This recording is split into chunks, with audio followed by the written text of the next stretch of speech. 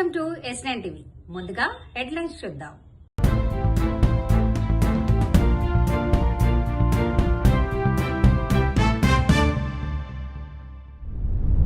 అంగరంగ వైభవంగా ఏడుపాయల్లో రథోత్సవం.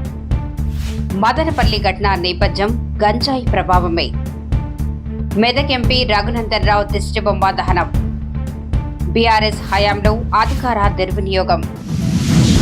అంటే మొన్న జరిగినటువంటి 16 తారీఖున జరిగినటువంటి మున్సిపల్ ఎలక్షన్లో మన ఇస్నాపూర్ మున్సిపాలిటీలో మన బీజేపీ ఎంపీ గారు రఘునందన్ రావు గారికి అక్కడ ఎక్స్-ఆఫీసో ఓటు నమోదు చేసుకోవడం జరిగింది. అతను ఎందుకు చేసుకున్నాడు? అక్కడ ఒక కౌన్సిలర్ కూడా గెలవలేదు. అక్కడ ఒక బీజేపీ కౌన్సిలర్ కూడా గెలవలేదు. గెలిచినప్పుడు ఎక్స్-ఆఫీసో ఓటు నువ్వు ఎట్లా నువ్వు నమోదు చేస్తున్నావు, ఎట్లా ఓటు చేస్తావు? నువ్వు బీజేపీ అంటారు, నువ్వు బీఆర్ఎస్ కోవట్టువా, నువ్వు కోవట్టువా, బీఆర్ఎస్ నువ్వు అమ్ముడు పోయినావా, ఎంత తీసుకున్నావు తెలవాలి. ఒకప్పుడు నువ్వు అక్కడ ఓటు వేయడం వల్ల ఒక బీసీ బిడ్డ అయినటువంటి నీలం కవిత గారి మీద మీరు ఇంత కుట్రపూరితమైన చేస్తున్నారు. మీకు ఇది అన్యాయమైంది. బీసీలను దొక్కే ప్రయత్నం చేస్తున్నారు రఘునందన్ రావు గారు. ఇక్కడి నుంచి మీ మతం స్టార్ట్ అయింది. దుబాకలో మీరు ఎలా గెలుస్తారు? నెక్స్ట్ మీరు ఓట్లు అడుగుతారు కదా, అప్పుడు చూసుకుందాం మేము. మీరు ఖబర్దార్ హెచ్చరిస్తున్నాము. మీరు మున్సిపల్ ఎలక్షన్ లో మీరు ఏం చెప్పారండి? మీరు బీఆర్ఎస్ మైపాల్ రెడ్డి గారు నువ్వు ఆ పార్టీ ఈ పార్టీ ఏ పార్టీ తెలియని మైకంలో ఉన్నాడు నువ్వు అని చెప్పి నువ్వు ప్రచారం చేసినావు. అదే మొన్న 16 తారీఖున నువ్వు ఇలా ఓటేస్తావని చెప్పి నేను అడుగుతా ఉన్నాను. ఈరోజు డిమాండ్ చేస్తాను, బీజేపీ పార్టీ వెంటనే రఘునందన్ రావు సస్పెండ్ చేసి మన ఎంపీ కూడా రాజీనామా చేయాలని మేము డిమాండ్ చేస్తా ఉన్నాం ఈరోజు. అలాగే మీరు హరీష్ రావు గారు చెప్తే మీరు ఓటేస్తారా? అధిష్టానం అని చెప్పినాను. ఏ అధిష్టానం చెప్పినాను మీకు? హరీష్ రావు గారు చెప్తే మీరు పోయి ఓటేసి అక్కడ ఒకటే కార్లో పోయి ఆయన బీఆర్ఎస్ కాంగ్రెస్ అని తెలియని మైపాలేరుతో మీరు పోయి మీరు ఒకటే మీరు ఇలా బీసీలను తొక్కే అణగదొక్కే ప్రయత్నం చేసి ఇలా పుట్టపుట్టమ్మ చేసి మీకు అక్కడ పోయి ఓటేయడం జరిగింది. మీరు ఓటేయడం వల్ల ఇప్పుడు ఒక మహిళ నీలం బీసీ బిడ్డ అయినటువంటి నీలం కవిత గారు అక్కడ చైర్మన్ అవుతుండే. మీరు చైర్మన్ అవుతుంది కాబట్టి మీరు ఓటేయడం వల్ల చైర్మన్ కోల్పోయినాం. మీరు అంతా కుట్ర చేసి బీజేపీ బీఆర్ఎస్ ఒకటై మీరు అక్కడ ఓటేసి అగ్రవర్ణ అందరూ ఒకటై బీజేపీ చూస్తారు బిడ్డ. గంజాయి ప్రభావంతో 7 ఏళ్ల బాలిక మీద అత్యాచారం జరిగినట్టు, ఆ బాలికని హత్య చేసినట్లు ఈరోజు మదనపల్లి నుంచి వార్తా పత్రికలన్నీ కూడా ఫ్లాష్ చేశాయి. మన రాష్ట్రం ఈ గంజాయి మహమ్మారికి గురవుతున్నట్టు, పార్టీలు మారినా రాష్ట్ర ప్రభుత్వాలు మారినా గంజాయి అమ్మకం మాత్రం అదుపు లేదు అని చెప్పి వార్తలు వస్తూ ఉన్నాయి. గంజాయి అదుపు చేసేదానికి రాష్ట్రంలో జస్టిస్ పున్నయ్య కమిషను SC/ST అట్రాసిటీసు నివారించడం కోసం ఏ రకంగా అయితే ఒక కమిషన్ ఏర్పాటు చేయబడిందో, రిటైర్డ్ జడ్జి చేత ఒక కమిషన్ ఏర్పాటు చేయాలి. ఆ కమిషన్ రాష్ట్ర వ్యాప్తంగా పర్యటన చేయాలి. తల్లిదండ్రులు, స్కూళ్ళ యాజమాన్యాలు, విద్యావంతులు, మేధావులు వాళ్ళందరి యొక్క అభిప్రాయాలు తీసుకోవాలి. నివారణకి చర్యలు వెంటనే చేపట్టాలని చెప్పేసి మేము డిమాండ్ చేస్తున్నాం. జస్టిస్ పున్నయ్య కమిషను ఇచ్చిన సిఫార్సులు లాంటి సిఫార్సులు ఈ పర్యటన అనంతరం రావాలి. ఆ రకంగా ఇది ఒక ఉద్యమంగా, ప్రజా ఉద్యమంగా రాష్ట్రంలో విద్యావంతులందరినీ సమీకరించేటువంటిదిగా డాక్టర్లు, లాయర్లు, ఇతర ప్రముఖులు అందరినీ సమీకరిస్తే ఈరోజు ఏ రాజకీయ నాయకులైతే దీని వెనకాల ఉండి ఈ గంజాయి అమ్మకానికి కారణం అవుతుందో అవన్నీ కూడా వెలుగులోకి రావాలి. అప్పుడు మాత్రమే ఇవి అదుపు అవుతాయి. దీనికేదో తాత్కాలిక చర్యలు, కేబినెట్ నిర్ణయాలు, మంత్రుల యొక్క ప్రకటనలు వీటితో ఇది అయ్యేది కాదు. అందుకని వెంటనే ఏకసభ్య కమిషన్ ఒక రిటైర్డ్ జడ్జి చేత వెంటనే ఏర్పాటు చేయాలని చెప్పి రాష్ట్ర ప్రభుత్వానికి ఏమాత్రం చిత్తశుద్ధి ఉన్నా అలాంటి కమిషన్ వేసి తన చిత్తశుద్ధిని రుజువు చేసుకోవాలని చెప్పేసి మేము డిమాండ్ చేస్తున్నాం.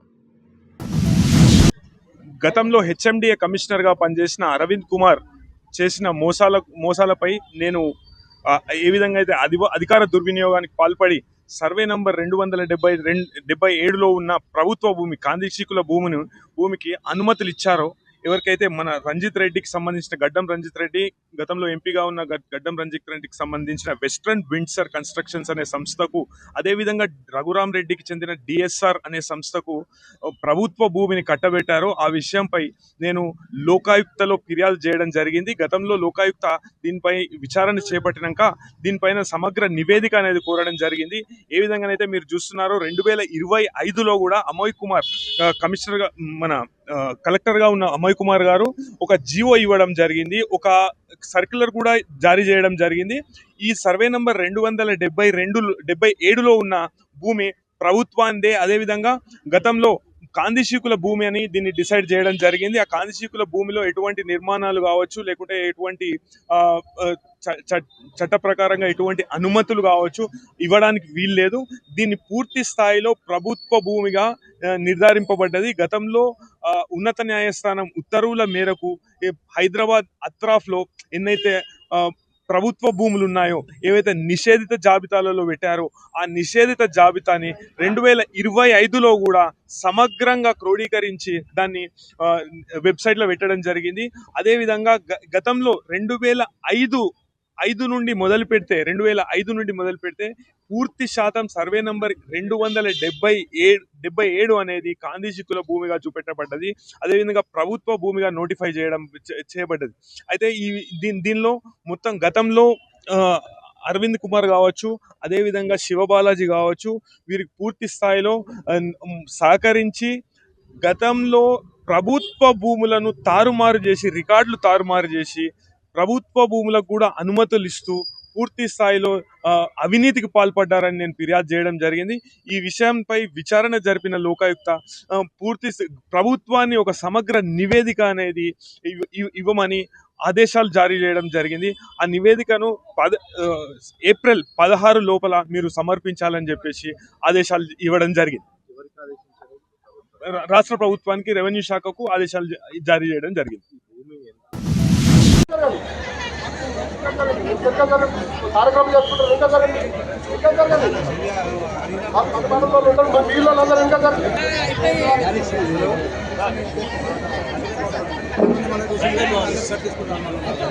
కార్యక్రమం స్టార్ట్ చేయండి.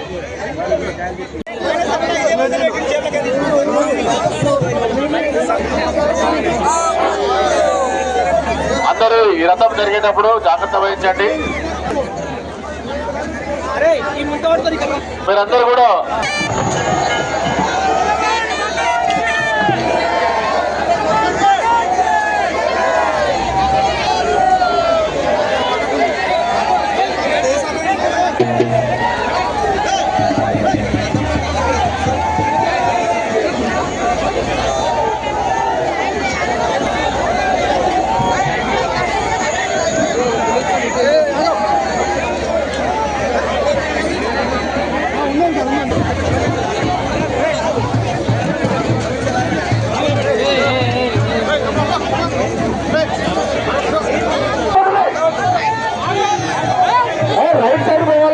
రైట్ సైడ్ పోవాలి.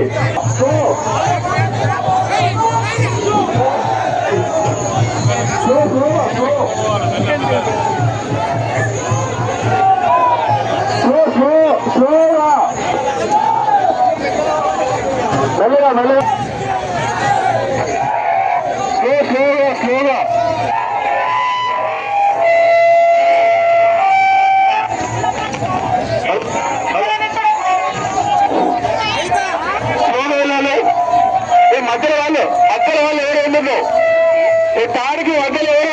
ఇంతటితో వార్తలు సమాప్తం.